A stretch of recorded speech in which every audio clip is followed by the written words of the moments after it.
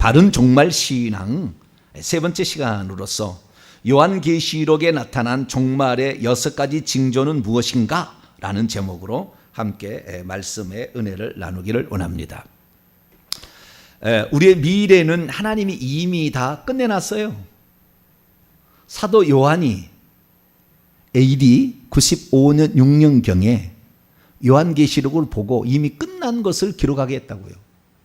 하나님 시간이 이미 끝났다고요. 우리는 안 끝났죠. 우리는 어쩌면 답답함이 있을 수가 있어요.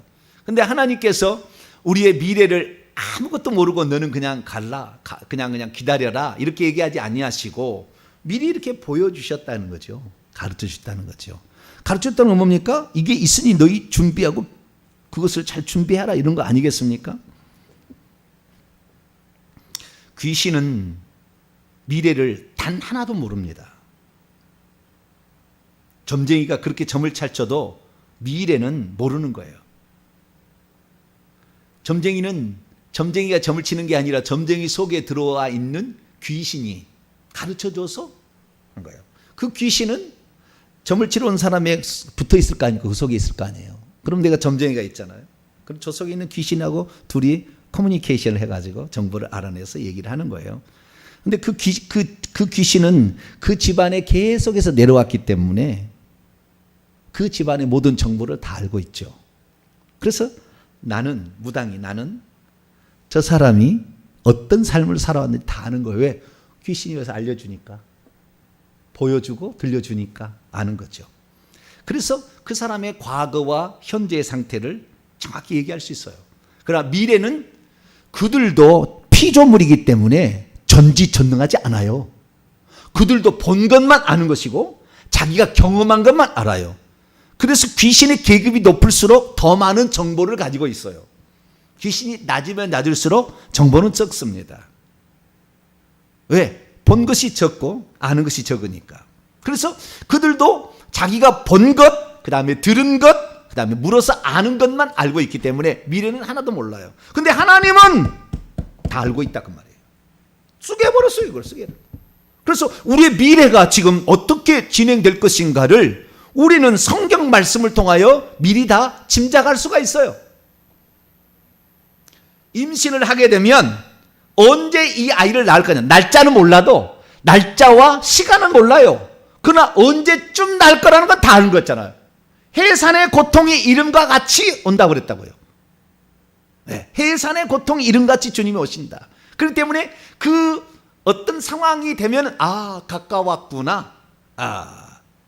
무화과 나무가 이제 싹을 내면 여름이 가까운 줄 아는 인자가 문 앞에 이른 줄 알라. 이렇게 하듯이 우리가 그걸 어떤 현상이나 이런 걸 통해서 알 수가 있다는 거죠. 그래서 우리는 미래가 불투명한 게 아니에요. 이미 정해졌어요. 저희 교회 같은 경우는 천국에 들어가면 어떠한 집을 얻고 어떠한 면류관을 얻으며 어떠한 보좌 자리에 들어갈 것까지 다 얘기했다고요. 이제 실제로 경험하게 될 거예요. 들어가게 되면 그럴 거예요. 와, 진짜였네. 그때 들은 말이 하나도 안 틀렸네. 그렇게 틀림없이 얘기할 겁니다. 저보다 먼저 천국 가신 분들은 가시면 알 거예요. 그러니까 우리의 미래에 대해서 우리가 모를 필요는 없는 거예요. 우리는 빛의 아들들이기 때문에 미래에 대해서 준비를 해나가야 돼요. 그래서 우리의 미래가 복되어야 되고 천국에 들어갔을 때 복된 인생을 살아야 되는 거죠. 이 땅에 잠시 잠깐 7, 80년 인생이 복된 인생이 아니라, 그래서 우리는 미래의 복된 인생을 향하여 가게 되는데 이 종말의 때에 어떻게 세상이 펼쳐진가를 잘 준비를 하면서 내가 지금 무엇을 준비해야 되고 어떤 것을 대비해야 될 것인가를 정확히 해나가고 한다면 우리는 미래가 그렇게 두렵지만은 않는 것이죠. 근데 많은 사람들이 이 잘못된 종말론, 특히 요한계시록에 이런 데 잘못 해석해서 이단에 빠지게 되고 사이비 종말론이 나오게 되는 건 뭐냐면 그들은 이 세상을 살 수 있는 너무나 힘들기 때문에 빨리 종말이 오기를 바라서 그런다고요. 대부분이. 그래서 환난전 휴거, 고난받지 아니하고 빨리 휴거대에 올라간다는 그렇게 학습 고대 바라는 것은 이 세상이 너무 힘드니까 빨리 종말이 왔으면 좋겠다는 거예요. 우리는 이 세상이 힘들어서 종말이 빨리 왔으면 오겠다는 이 생각을 가지게 된다면 우리는 일평생의 패배자로 살아갈 거예요. 계속 패배자로 살아갈 겁니다. 그게 아니고 우리가 주님 나라에 들어간 것은 우리가 사명을 마치고 들어가야 되니까 이 땅에서 우리는 하나님께서 내게 주신 사명을 잘 완수하고 들어갈 수 있도록 기도를 해야 돼요. 할렐루야. 그렇게 기도를 해야지. 빨리 그냥 이 세상 없어졌으면 좋겠다. 그러니까 이 환난전시고 시한부 종말론자들이 나오는 거예요. 모든 걸 바치고 끝나는 거죠. 그래서 자살이 죽는 거죠. 우리는 그러지 말고 하나님 말씀하신 걸 잘 알아야 되는데, 그러면 이 종말에 되어질 모든 일들을 지금 어떤 시대에 들어왔냐면 작년 1월 달부터 이제 코로나19 사태로 말미암아 동영상으로 온라인 예배를 드리라 이렇게 돼버렸다 그죠. 그래서 온라인 예배를 드리라고 돼 있으니까 온라인 예배를 드리려고 들어가다가 다른 영상도 보게 되는 거죠. 그래서 이제는 어떤 시대가 되느냐, 수많은 영상들의 홍수 속에 지금 빠져 있습니다. 그래서 너무나 많이 있기 때문에 여기에서 진주를 가려내기 힘들어, 여기에서 옥석을 가려내기 힘들게 돼버렸어요. 이제는 시간이 이제 그렇게 돼버렸다고요.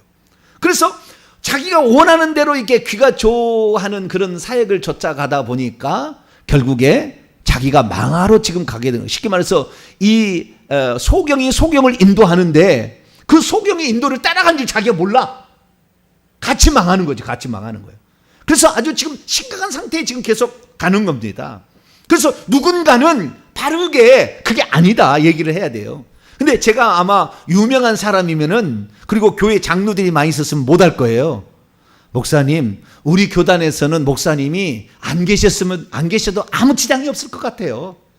한 달 시간을 드릴 테니까 목사님 찰길을 찾아보세요. 틀림없이 장로들이 얘기했을 것이고, 교단에 유명한 사람이 있으면 틀림없이 연락이 왔을 거예요. 근데 우리 교단에서는 하나도 안 유명합니다. 얼마나 감사한지 몰라. 그리고 우리 교회에서 몰아낼 사람이 저를 없어요. 네, 장로가 있어가지고, 시무 장로가 있어가지고, 목사님이 원하시는 거 하시려면은 딴 데 가서 하시고, 우리 교회 교단에는 안 맞으니까 딴 데 가시라고. 그런 사람이 없잖아요. 그래서 나는 더욱더 더 주님 앞에 저는 더 무서워합니다. 주님을. 왜? 네가 할 수 있는 모든 것을 가지고 있지만 주님께서 한 방에 끝내버릴 거니까, 잘못되면은. 그리고 저는 하나님이 더 무서워요. 사람이 무섭지 않아요. 네. 하나님이 무섭죠. 그래서 나는 하나님 앞에 오늘라도 당신이 나를 죽여버려서 지옥에 데려간다면 지옥에 떨어질 각오를 하고 저는 말씀을 증언합니다. 네. 그래서 제가 하는 말을 이렇게 늘 얘기하는 것은, 내가 하는 말이 시간이 지나면은 이것이 하나님이 하시게서 한 얘기인지, 그냥 어디에서 그냥 배워가지고 한 얘기인지 그때 알게 되겠지만, 그때 너무 늦으니까 빨리 알아차리고 이 말씀을 들어보고, 제가 올려놨던 어떤 사람은 내 한편의 설교만 하고 또 뭐 비추천 뭘 하고 있어요. 너무나 모르는 거예요. 4,000개 영상을 보시라고 올려놨으니까 4,000개 영상을 다 한번 찾아보시라고. 함부로 판단하지 말고 다 들어보시면 이게 진리인지 아닌지 알게 될 거예요. 그래서 제가 종말의 신앙에 대해서 그동안에 띄엄띄엄 했던 것을 이제는 모아서 하나의 시리즈로 해서 오늘 세 번째 시간입니다. 세 번째 시간. 그래서 종말 신앙의 기준은, 분별 기준은 예수 그리스도께서 하신 말씀을 기준으로 해야 된다. 이게 첫 번째 얘기했고, 그 예수 그리스도께서 하신 말씀을 보니까 마태복음 24장 25장이 마태복음을 중심으로 한다면 마가복음 13장, 누가복음 17장 21장인데 이 공간복음서에 예수님이 살아 계실 때 하신 말씀이 종말에 관한 말씀이 있고, 부활 후에서 하신 말씀이 있어요. 근데 살아 계실 때 했던 말이 마태복음 24장 25장인데 24장 25장은 세 가지로 딱 얘기를 해놨어요. 주제가 하나는 이 헤롯이 만들었던 성전이 언제 파괴돼서 돌 위에 돈 하나도 남지 않게 된다. 그때가 언제입니까? 라는 얘기. 그때가 이랬다다 라고 얘기한 거. 두 번째는 종말의 세상의 완성의 때는 어떤 징조가 있습니까? 라는 거에 대한 이야기. 세 번째는 예수 재림 직전에 어떤 징조들이 있습니까? 라는 세 가지 이야기를 했어요. 그리고 24장 25장 넘어가면 그 재림을 어떻게 준비할 거냐, 어떻게 준비할 거냐, 이걸 얘기하고 있거든요. 그래서 오늘 아침에는 그 마태복음 24장에 나오는 종말의 때에 가까울 때에 어떤 징조가 있을 것인가의 부분을 얘기했는데 6가지가 있다. 6가지 징조가 예수님이 승천하셔서 재림할 때까지 이 세상에 돌아가는 역사는 이 6가지로 쭉 돌아가다가 끝날 거다 라는 것을 얘기를 했어요. 그래서 제가 정리를 해갖고 왔습니다. 그래서 공간복음서 마태복음 24, 25장, 마가복음 13장, 누가복음 17, 24장, 21장에 나와 있는 그 말씀을 요약해 보면은 이 여섯 가지가 결국에 마지막 종말의 시대에 가까울수록 요는 게 반복적으로 일어날 일이다라는 것을 말해주고 있어요. 그래서 요때가 가까움인데요, 처음부터 시작해서 끝으로 갈수록 마지막에는 해와 달과 별들의 이상 하늘의 능력들이 흔들리면 재림이 돼요. 요때가 마지막 징조입니다. 마지막 징조. 그러면 그 전의 징조를 보니까 그 전의 징조는 네 가지, 세 가지 이렇게 구별이 되어 있어요. 네 가지는 뭐냐? 거짓 그리스도와 거짓 선자가 미혹할 거다. 그리고 천국 복음이 전파될 것이다. 그 다음에 전쟁이 일어날 거다. 세 번째는 기근이 올 거다. 지진과 쓰나미도 같이 전염병이 올 거다. 이런 네 가지가 있고, 그 다음에 성도들이 핍박을 당할 것이다. 그리고 순교까지 할 것이다. 그리고 여섯 번째, 해가 검어지고 해가 정상적 기능을 수행하지 못해 엄청 추울 거예요. 그 다음에 달이 핏빛으로 변하게 되고, 그리고 별들이 하늘에서 우수수 떨어지게 되고, 산들이 막 움직이고 막 이렇게 되는 거예요. 막 바다가 움직이고, 일본은 살기 힘든 나라가 될 거예요. 예, 이렇게 되고, 하늘의 능력들, 예, 하나님이 모든 걸 붙잡아뒀는데 별들이 막 움직이고 막 이렇게 되는 거잖아요. 그 능력들이 하나님의 천사인데 이 천사들도 이제 혼란스럽게 되는 일이 있을 거다, 이렇게 말씀을 드렸어요. 이게 오늘 아침 이야기고요. 근데 이것을 찬찬히 보니까 이 종말의 여섯 가지 징조들이 동일하게 요한계시록에도 똑같이 얘기하고 있어요. 똑같이 일곱 인을 보는데 여섯 개 인이 똑같아요. 똑같아. 그 표현하는 게 예수님이 하신 말씀이 진리라는 것을 사도 요한이 환상을 통해서 보았다 그 말이에요. 그러면 첫 번째, 이 미혹과 복음 전파, 이거 순서가 약간 바뀌었어. 복음 전파, 미혹이 이게 있고, 그 다음에 전쟁이 있고, 기근이 있고, 전염병이 있고, 그 다음에 순교자들의 호소가 있고, 해와 달들 별들의 이상이, 이 여섯 가지 순서가 거의 똑같다는 거예요. 거의 똑같다는 거예요. 네 개, 세 개로 구성되어 있잖아요. 똑같이 이렇게 가는 거예요. 그래서 이 사도 요한이 본 그 요한계시록의 환상이나 예수님이 말씀하신 공간복음서에 얘기하는 거나 똑같이 얘기하고 있다. 틀릴 리가 없다는 거예요. 틀릴 리가. 자, 그러면 여기서 묻겠습니다. 여기에 환난 전에 휴거한다는 말이 있어요, 없어요? 있어요, 없어요? 없잖아요. 여기에 환난이라는 것은, 여러분, 환난이라는 것은 성도들의 핍박과 죽음입니다. 이것을 환난이라 얘기하는 거예요. 자연의 환난은 환난이라 치지 않습니다. 사람을 죽이는 것을 환난이라고 하는데, 이 환난에서, 환난은 계속돼 예수님 때 그 핍박과 죽임이 있었어요. 왔지만 마지막 끄트머리에 일어날 그 환난을 우리는 대환난이라고 얘기를 합니다. 대환난. 근데 그 마지막에 끄트머리에 할 그 환난은 누가 하냐면 짐승이 해요. 그래서 666표를 치는 일을 합니다. 이것은 끄트머리에 갈 거예요. 그래서 이런 부분에 관하여서는 오는 주일 오후 찬양 때 이 부분에 관하여 얘기를 할 것이고, 자, 지금 확인하는 것은 예수님께서 마태복음 24장의 종말의 징조를 6가지를 얘기했는데 동일하게 요한계시록 6장에도 동일하게 그렇게 얘기하고 있더라라는 것을 우리는 확인할 수가 있다는 거예요.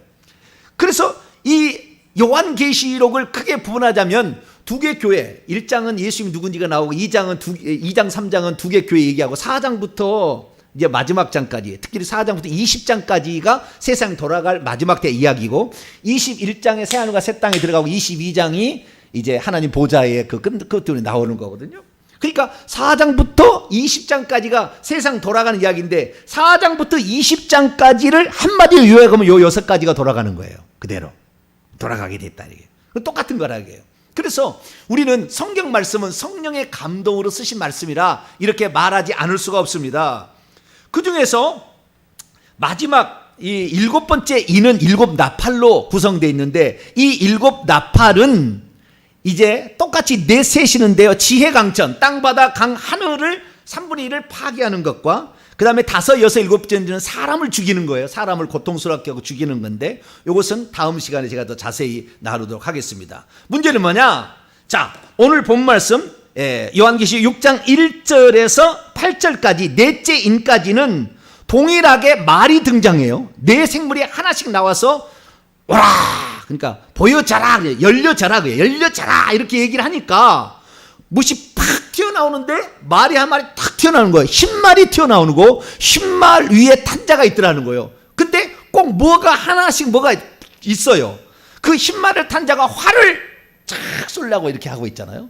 두 번째 생물이 또 열려져라 그렇게 하니까 또 못이 환상이 착 열려지는데 붉은 말이 튀어나오는데 그 한 사람이 큰 칼을 차고 있더라.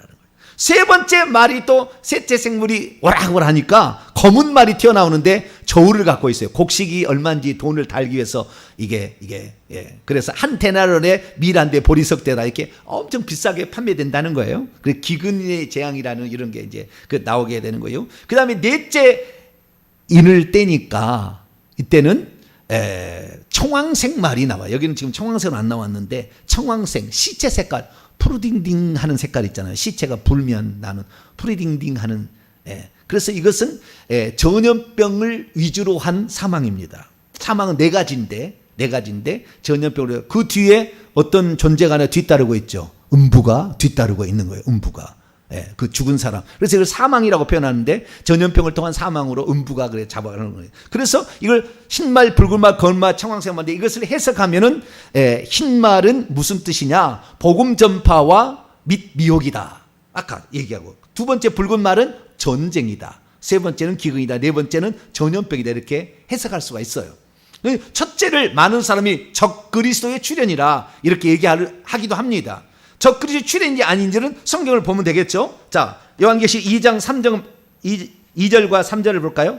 요한계시록 6장 2절 3절 시작. 이에 내가 보니 흰말이 있는데 그 탄자가 활을 가졌고 면류관을 받고 면류관을 쓰고 있죠. 저 금색의 무슨 면류관이 보이죠? 면류관을 받고 나아가서 이기고 또 이기려고 하더라. 이것이 흰말입니다. 흰말. 그러면 여기에 면류관이란 것을 쓰고 있다고요. 면류관이라는 것은 스테파노스라는 겁니다. 스테파노스라는 것은 승리하는 사람에게 어떤 사명을 완수하는 자에게 충성하는 자에게 주는 거예요. 그래서 사단 마귀는 절대 이걸 못 씁니다. 사단 마귀는 적그리스도가 이것을 쓸 리가 없어요. 디아데마라고 스스로 자기가 왕노를 하는 왕관을 쓸 수는 있어도 면류관을 쓸 수는 없어요. 성경에 그런 용례가 안 나와요.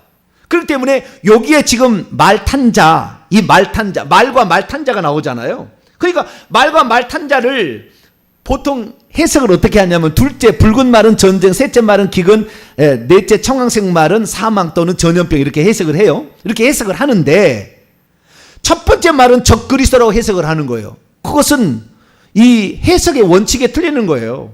왜냐하면은 전쟁, 기근, 전염병이라는 상징적인 어떤 것을 지금 얘기하고 있잖아요. 어떤 상징적인 어떤 것을 표현하고 있잖아요. 사람을 얘기하는 게 아니라 어떤 상태를 얘기하고 있는 거예요. 그러면 당연히 첫 번째도 상태로 해석을 해야 돼. 사람으로 해석하지 말고 적그리스도로 해석하지 말고 적그리스도로 한다면은 둘째는 다른 걸로 해석해야 된다는 거예요. 그냥 살인의 영이다. 그 다음에 세 번째는 뭐 기근의 영이다. 이런 식으로 해석해야지. 그렇게 해석하면 안 돼. 그건 해석의 원칙이 있는 거라. 그리고 여기에서 이기려고 또 이기려 하니까 복음 전파인데 이 복음 전파를 하게 되면 씨를 뿌리게 되면 반드시 사탄 마귀에 뭘 뿌려요? 가라지를 뿌리고 간다 거기다가. 그래서 이 복음 전파에는 반드시 미혹이라는 게 따라가게 되어 있습니다. 그래서 가짜를 믿게 만든다고. 거짓 선지자와 거짓 그리스도가 일어나서 반드시 사람을 속인다고요. 그래서 이 흰색으로 드러나긴 나지만 이 복음 전파가 일어나지만 우리가 항상 그 미혹을 우리는 조심해야 될 줄로 믿습니다. 그래서 이 흰말은 복음 전파라고 얘기할 수밖에 없어요. 왜? 승리하는 것이니까. 승리하는 거니까. 그래서 이 복음에 그 사단이 불화살을 쏘듯이 복음에 화살을 쏘아서 사람들에게 구원받게 하는 그 일을 한다. 왜 그렇게 얘기할 수밖에 없냐면 이것이 적그리스도라고 안 하고 이것을 복음을 전하는 자들에 의한 복음 전파라고 얘기하는 것은 예수님께서 마태복음 24장에 그렇게 얘기했기 때문이에요. 그래서 우선 좀 이따 그 보고요. 흰말 복음 전파, 두 번째는 붉은 말은 전쟁, 세 번째 검은 말은 기근, 네 번째는 청황색 말은 전염병을 비롯한 네 가지죠. 칼과 그 다음에 기근과 전염병과 땅의 짐승들, 핍박자들에 의한 귀신과 핍박자들에 대한 사망, 이것을 가져오는 건데요. 이 네 가지가 있는데 이것이 1번이 복음 전파라고 해석할 수밖에 없는 것은 마태복음 24장이 그렇게 말하고 있기 때문에 그렇습니다. 자, 마태복음 24장 돌아볼까요?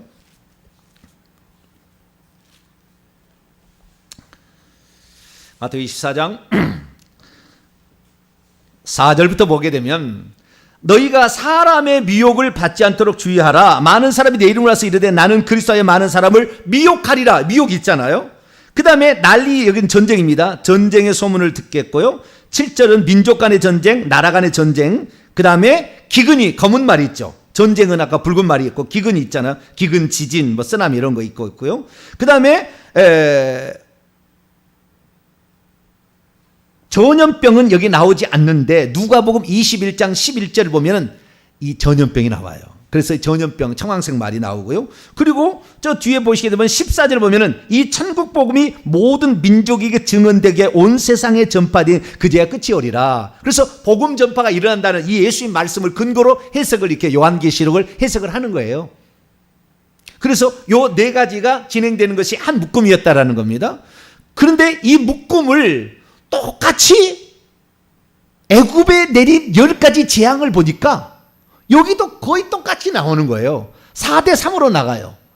피, 개구리, 이 파리 재앙은 이 기적, 기적 이런 계열에 기록한다면 악질 독종은 전염병이고 우박 메뚜기는 식물을 치는 기근 재앙이고 흑암 장자는 그 태양신을 침으로 흑암이 떨어지고 태양신의 아들을 죽이는 게 장자 죽음 재앙이거든요. 영적 전쟁인 거예요.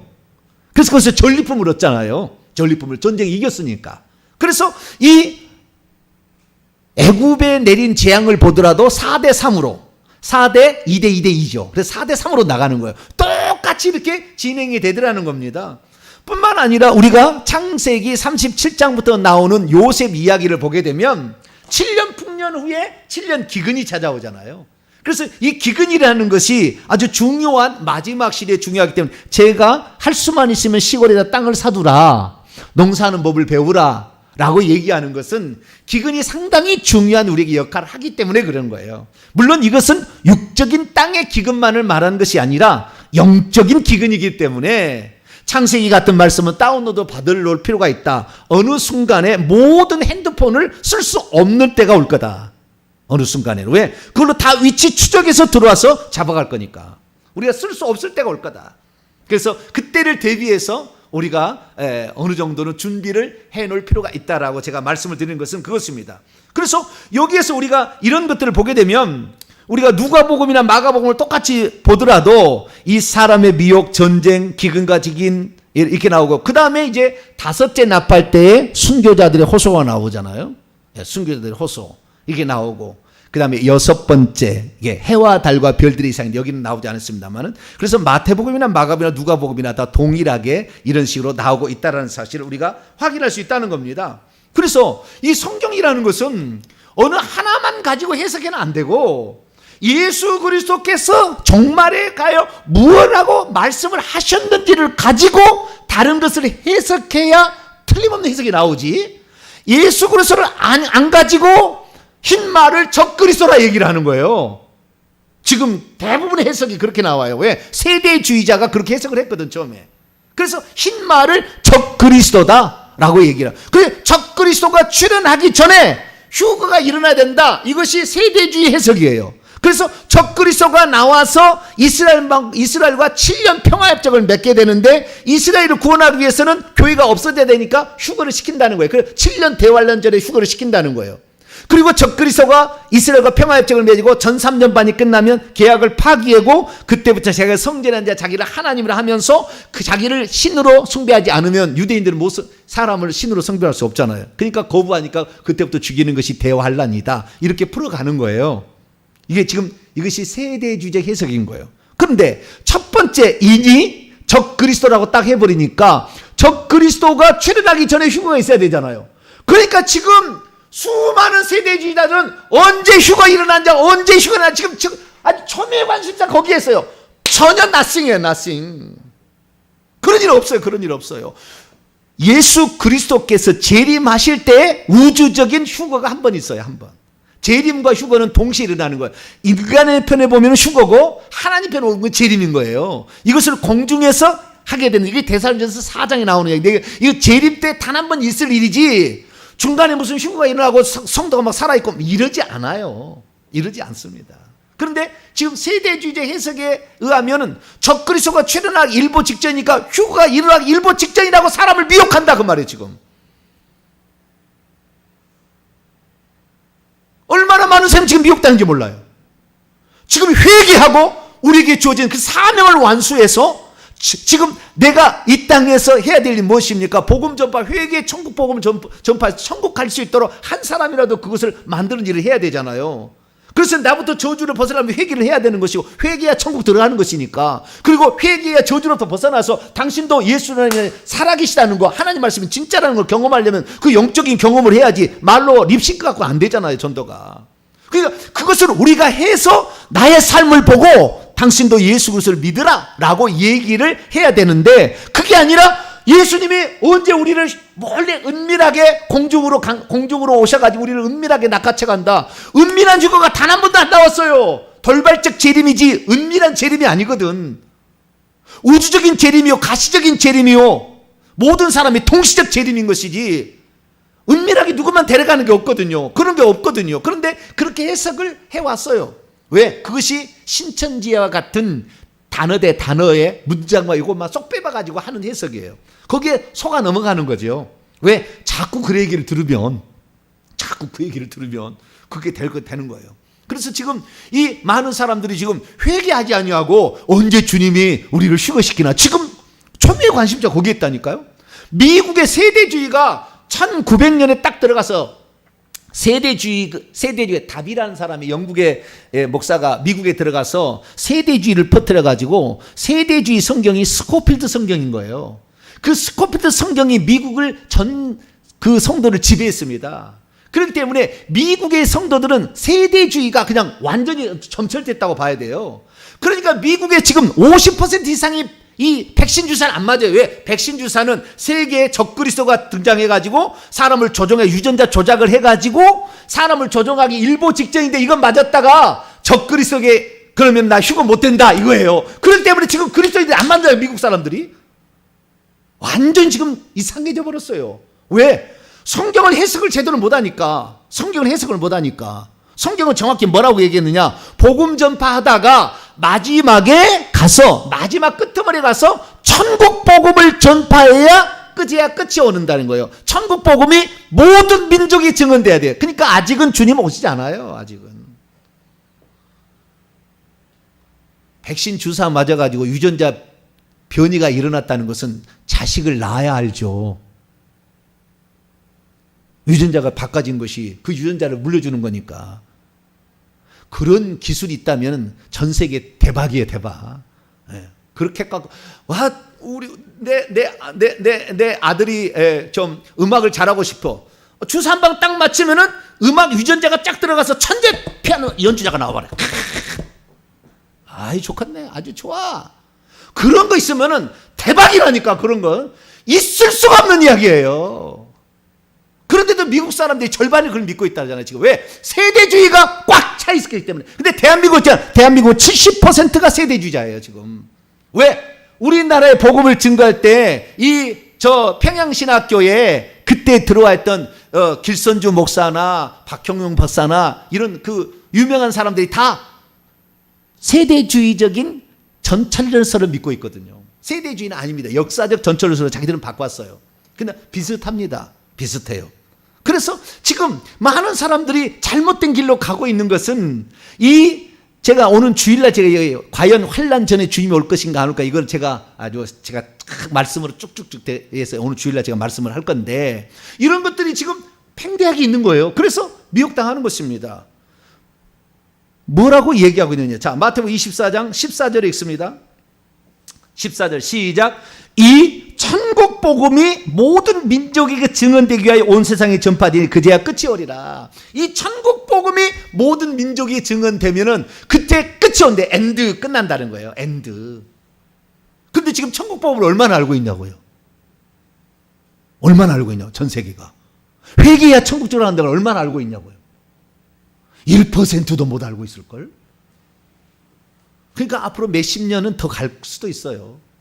그러나 끝은 가까웠어요. 아주 가까웠습니다. 가까웠다는 여러 가지 징조들이 계속 있으니까 제가 다음에 계속해서 시리즈로 말씀할 테니까 끝까지 잘 들어보시고 이렇게 들어보시기 바랍니다. 그래서 우리가 요한계시록의 6장에 말하고 있는 그 6가지 인, 이것은 예수 그리스도의 승천 이후 재림 때까지 세상에 계속 돌아갈 일들을 반복적으로 지진도 일어나고 기근도 일어나고 전쟁도 일어나고 계속 이렇게 갈 거다는 거예요.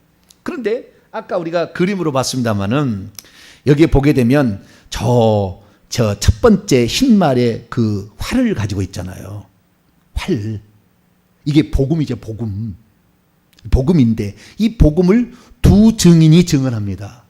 그 다음에 칼은, 이 칼은 엄청난 큰 전쟁인데 이것이 유브라데 강을 통해서 준비된 아마겟돈 전쟁이에요. 지금 손에 들고 있는 이런 거 있잖아요. 이런 것들은 마지막 시기에 있어질 일들이에요. 그것은 오늘 주일날 제가 얘기해요. 마지막 시기에 있을 또 일이 있어요. 계속 전쟁이 일어나고 계속 복음이 전파되겠지만 그 마지막에 천국 복음이 증언되는 것이고 그 화살이, 그 다음에 칼은 아마겟돈 전쟁이 일어나는 거예요. 이게 끝나는 거예요, 그때는. 그래서 어떤 전쟁은 반복적인 것도 있는가 하면 이것은 끄트머리에 마지막에 가서 있을 대환란의 기간에 있을 것도 말해주고 있는 거예요. 그것을 구별할 줄 알아야 요한계시록을 해석할 수가 있고 세상 돌아가는 해석할 수 있어요. 그걸 헷갈리면은 맨날 이 사람 누가 해서 글이 썰렸다가 또 아이고 아닌가비요 올해가 아닌가비요 아이고 아닌가비요 또 기다리자. 오 맞아 막 누가 이거 진짜래 그러다가 또 아이고 아닌가비요 이런 일을 계속 반복할 거라는 거예요. 시간만 허송세월할 거라는 거예요. 저와 여러분은 시간 허송세월하지 말고 오직 지금부터 회개 많이 하시고 천국 복음을 증언할 수 있게 되기를 축원합니다. 우리에게 주어진 사명이 그거예요. 이거 해서 천국 가면은 여러분들에게 엄청난 면류관이, 충성의 면류관이 기다리고 있을 거예요. 그래서 우리가 지금 해야 될 게는 천국 복음이 증언돼야 끝이 온다. 그런데 이거 모르잖아요. 우리가 드린 헌금, 우리가 드린 이런 기도들이 모아서 지금 다 이것을 이루고 2년 뒤에는 이제 회계 청부 연구소를 통해서 모든 사람에게 값없이 이제 전파되는 훈련도 시켜주고 그다음에 이것들을 전파하는 일들을 감당해야 됩니다. 그래서 지금 이렇게 준비하고 있다는 거. 여러분들은 가치 있는 삶을 살고 있다는 거. 오늘 영상을 보시는 또 많은 사람 여기에 동참해 주면은 하늘에 상이 있을 거예요. 그래서 하나님 나라 들어갈 때까지 끝까지 이 사명 잘 완수하게 되기를 간절히 바랍니다. 거룩하신 하나님 감사합니다. 오늘은 예수 그리스도께서 살아계실 때에 종말에 관한 말씀과 사도 요한이 환상 가운데 판모섬에서 봤던 6가지 인이 떼어지는 모든 것들이 똑같다는 것을 들었습니다. 하나님, 이제 계속 반복적으로 일어나는 거지만 주님의 때가 가까웠음을 알고 현재 우리에게 주어진 삶에 최선을 다하고 회개 천국 복음을 증거하는데 우리의 일평생 헌신할 수 있도록 도와주옵소서. 우리 주 예수 그리스도의 이름으로 기도하옵나이다. 아멘.